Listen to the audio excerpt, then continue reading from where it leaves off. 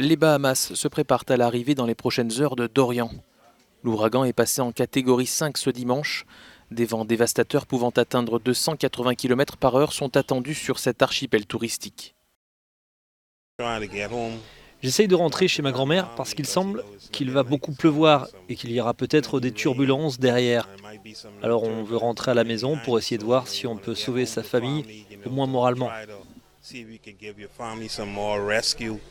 Les autorités ont appelé la population se trouvant sur le passage de la tempête à évacuer les lieux.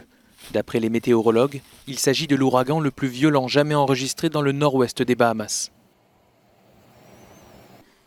Si vous êtes vraiment têtu et que vous ne partez pas, vous devrez vous mettre à l'abri pendant un certain temps, car personne ne vous aidera, déclare cette représentante du gouvernement.